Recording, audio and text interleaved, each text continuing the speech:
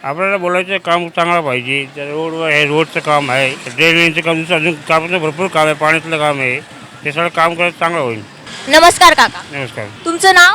घनश्याम दास.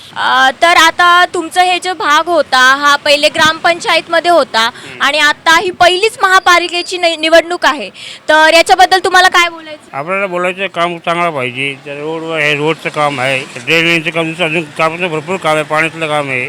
ते सगळं काम करायचं चांगलं होईल.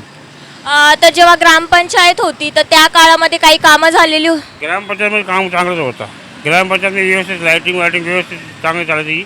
आता कॉर्पोरेशन मनामध्ये आलं मग काम चांगलं करणार की आपल्याला पण हे निवडून चांगला उमेदवार घ्यायचं आहे. मग आता हे येणाऱ्या महानगरपालिकेच्या निवडणुकीसाठी बरेच उमेदवार उभे राहिलेले आहेत, तर तुम्हाला काय वाटतं हे लोक काम करतील का किंवा यांनी जे आश्वासन दिले हे पूर्ण करतील का?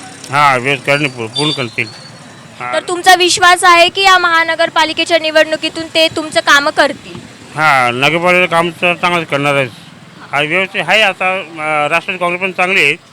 अजून एक भानगिरी म्हणून आहे, ते पण निवडून आलं मग काम चांगलं करणार. तर तुम्ही काही उमेदवाराचा आणि पक्षाचा थेट नाव घेतलेलं आहे की हे करतील म्हणून काम, तर तुमचा हा जो विश्वास आहे त्यांनी आधी काही कामं केले होते का म्हणून हा विश्वास निर्माण झाला? नाही, अजून ग्रामपंचायत होतं मग आता विश्वास का हे नाही आहे. आता पहिल्यांदा निवडून आलं, नगरपालिका पहिल्यांदा आलेलं आहे. पहिले आलेलं काम व्यवस्थित केलं की मग पुढच्या 5 वर्षानंतर बघायला लागेल. ज्यांचं तुम्ही नाव घेतलं तर ते आधी ग्रामपंचायतमध्ये होते का? हां, ग्रामपंचायतमध्ये होतात. त्यांनी कामं केले होते? कामं चांगली केली. काय काय कामं केले?